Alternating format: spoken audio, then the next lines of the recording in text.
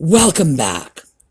So we have spent the last several weekends looking at Christmas celebrations in the past, and now we are coming to the end of the 20th century, and we're taking a look at Christmas in the 1990s. And as has been happening right along, our Christmas celebrations are changing and evolving, and we have some new stuff coming out in the 90s. So, when we come back, we will take a look at that.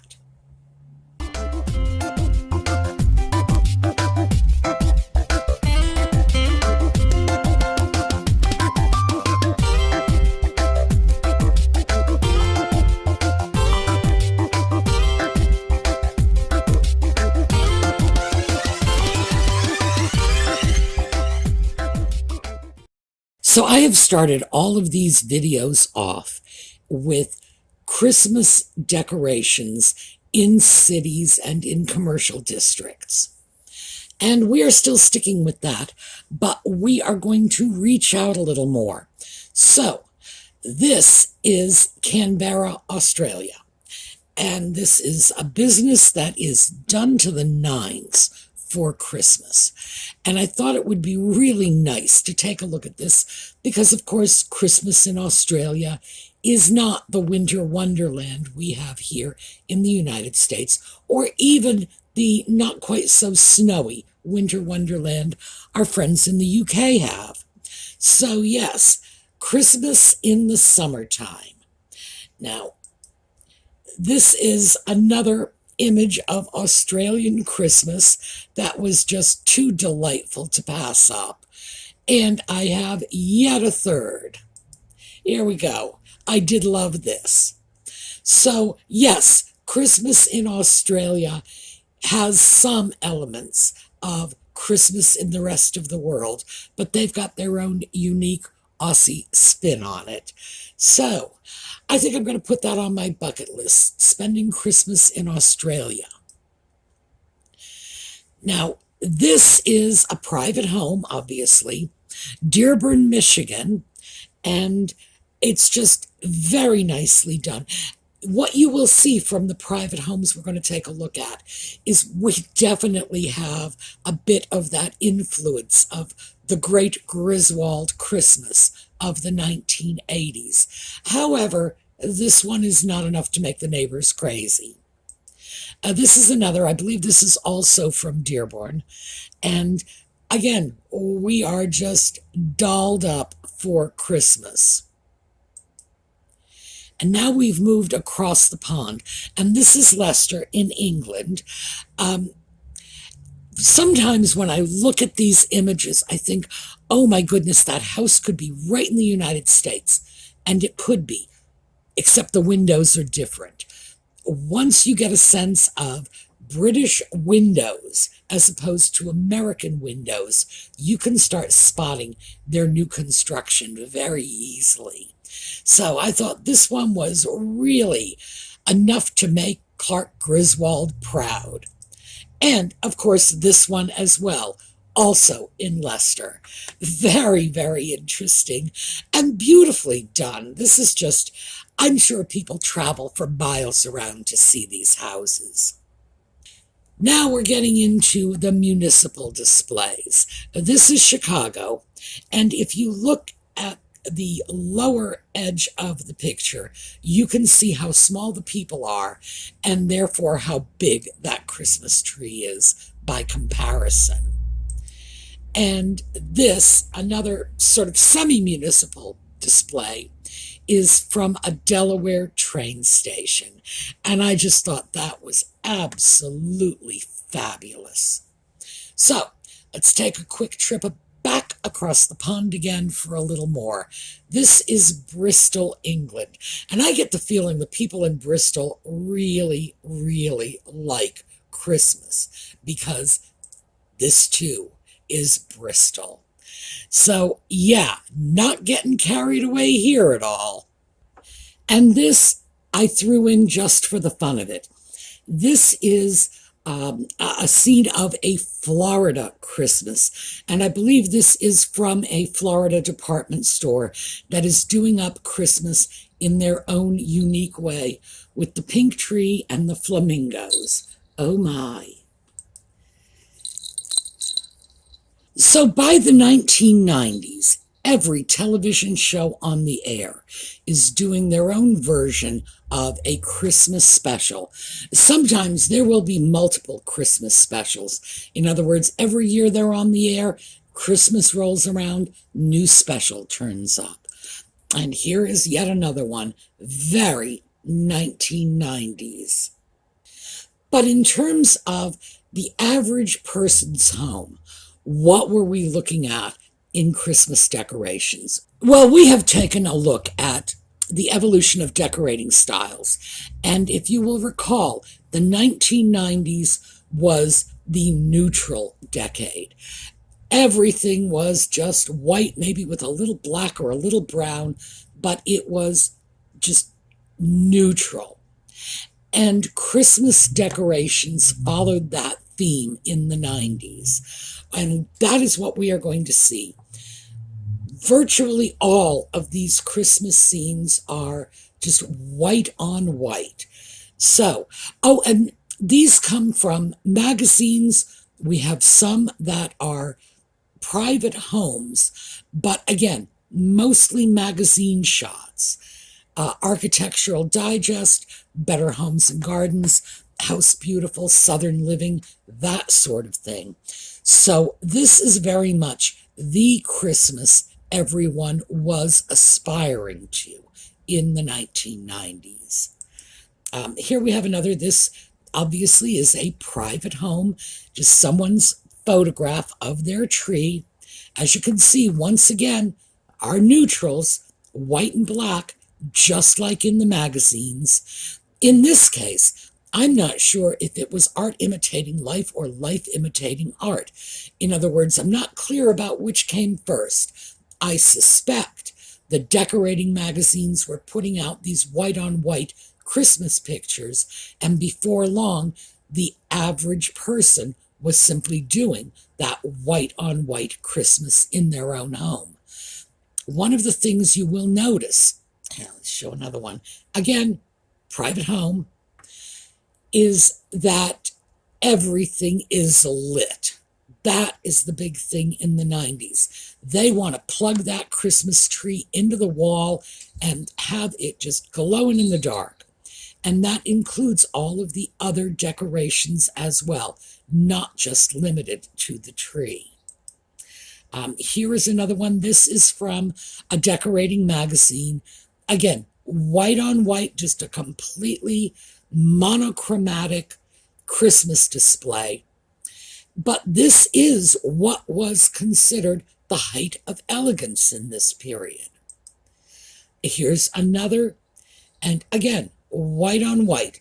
We've got a white tree with white decorations and white walls behind it. Frankly, yeah, I'm surprised they didn't wrap the presents in white. Well, actually, no, they did here, didn't they?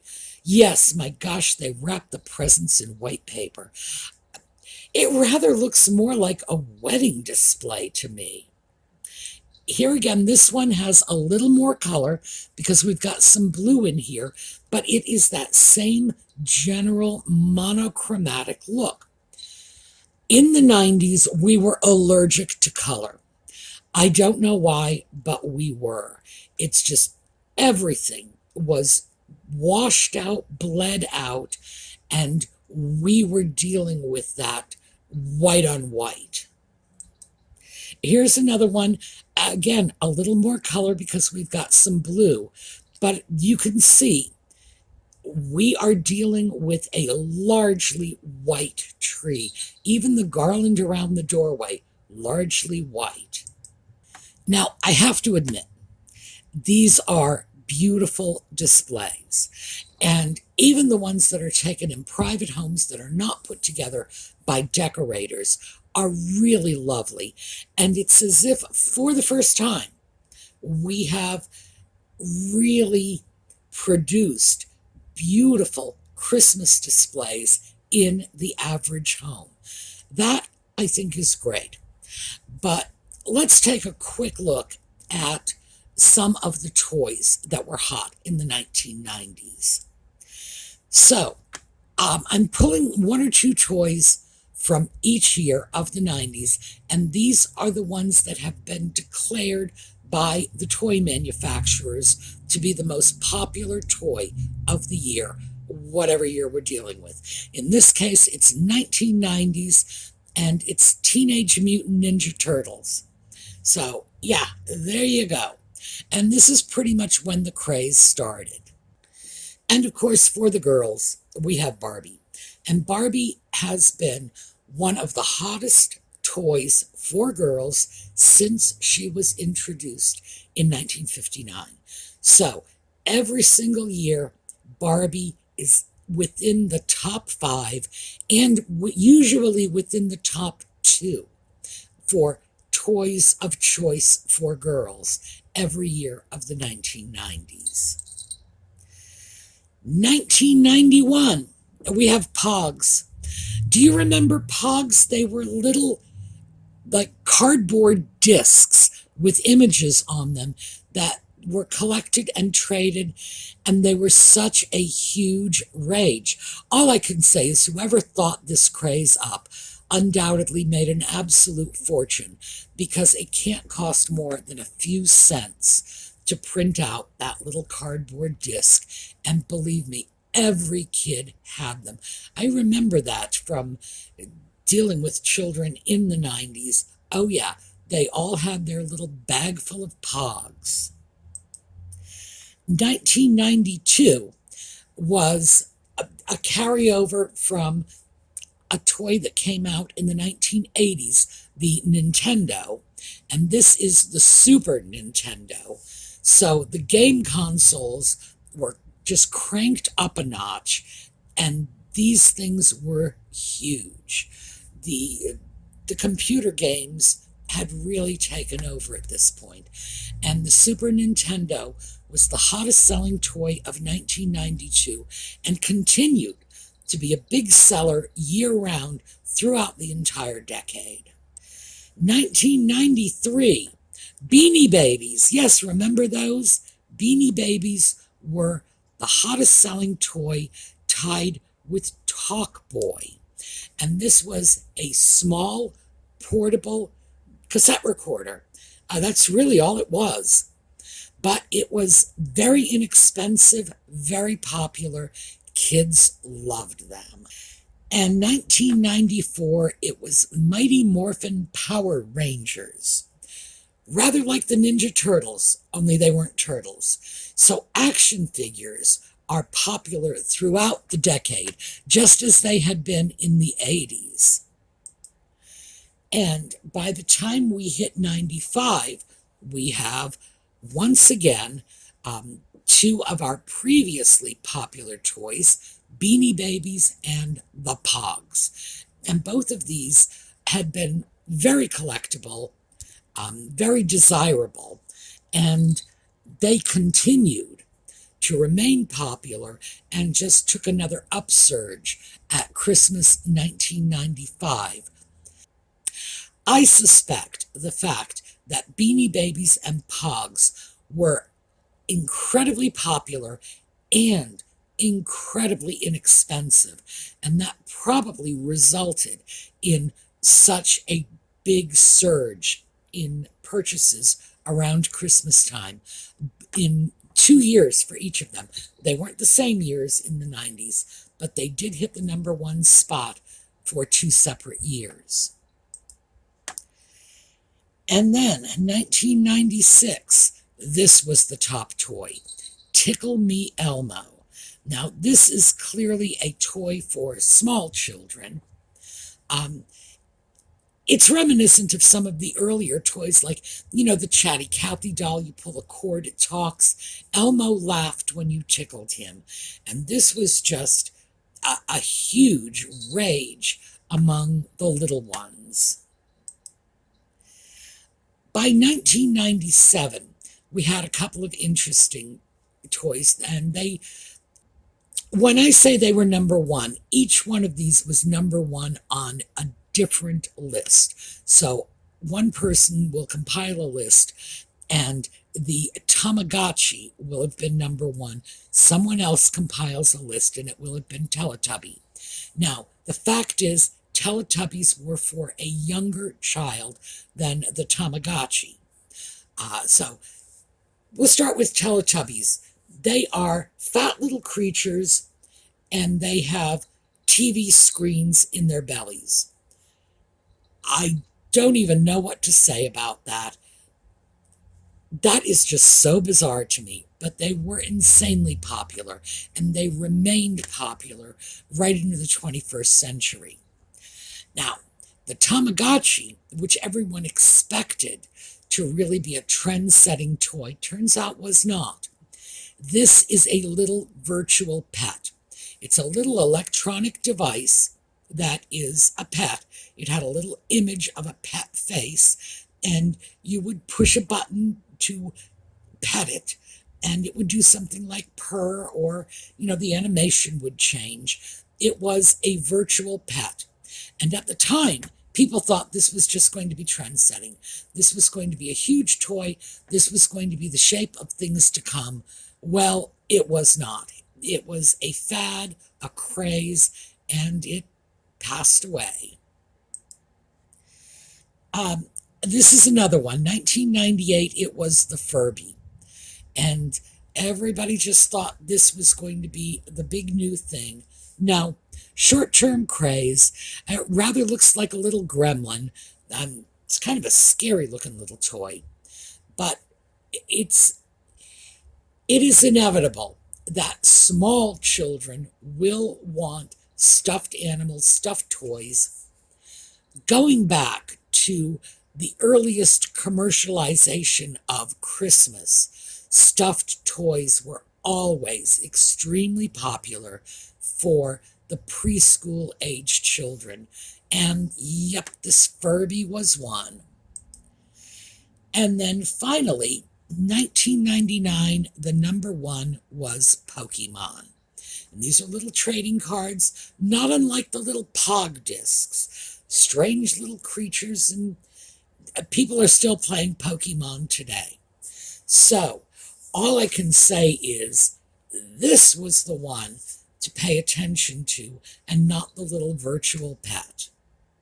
So let's take a look at Christmas cards. And by the 1990s, we have some great family photo cards. Family photos began to emerge as popular Christmas cards in the 1980s, and they certainly went into overdrive in the 1990s. This is an adorable card. This is one of those cards where people say, oh my goodness, this is an embarrassing card. The little one is snuggling her brother. It looks like she's kissing him. The older girl with the glasses looks like she's giggling. I like this. This looks like a very wonderful family shot, and I don't see this as in any way embarrassing. I hope these kids are now very proud adults. Once again, we have a family Christmas card. This is their family Christmas picture. They've got their little matching outfits on. Well, I don't know. No, they are matching. They're all coordinated, actually. Yeah, this one's kind of embarrassing. But as you can see, it had really become a thing. And here we have another one. Just happy little family, couple little kids. And these are posed photographs. These are people who are going out to photography studios to have these pictures taken. It's a production. This is not a casual snapshot. This is part of people's family Christmas celebration. And by the 90s, firmly entrenched. And of course, here I had to include this one. And by the way, I should tell you, I could do a whole video of nothing but people's Christmas photos with their cats. I had dozens to choose from. I chose this not just because that guy looks unusually happy to have a cat, but because that cat face is just so cute. So, yes, including your cat in your Christmas photos was a thing in the 90s. It's not anymore, Audie, just so don't get any ideas.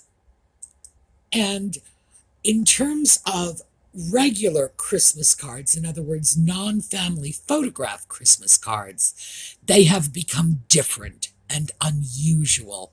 This is a Christmas card.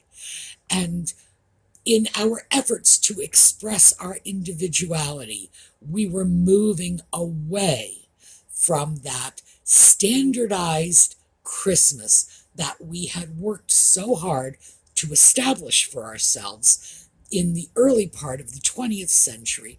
By the end of the 20th century, that standard Christmas had become so embedded in our consciousness that we started to break away from it.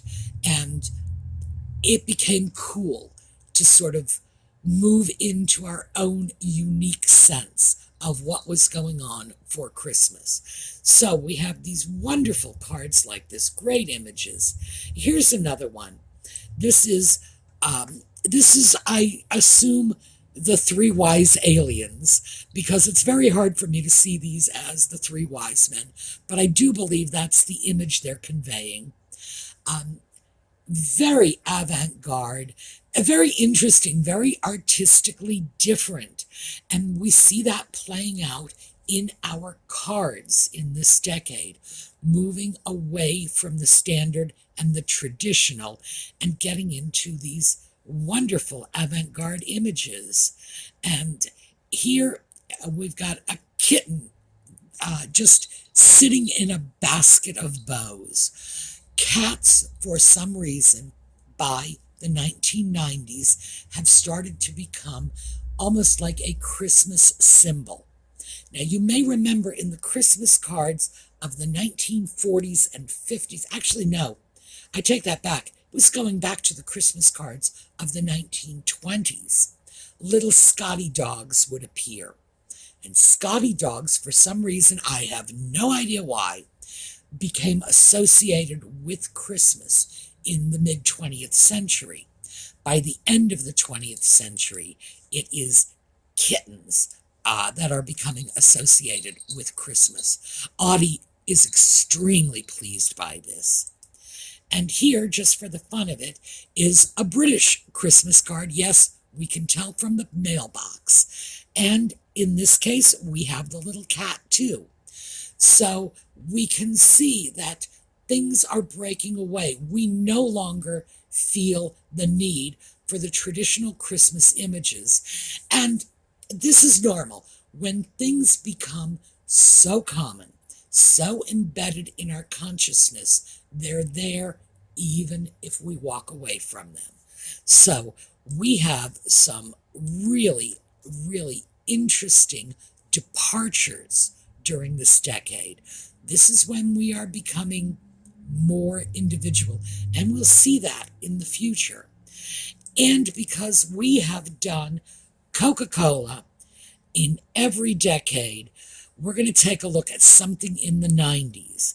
And this is an ad for Coke, and it's the back of a truck. And we've got a whole caravan of trucks here.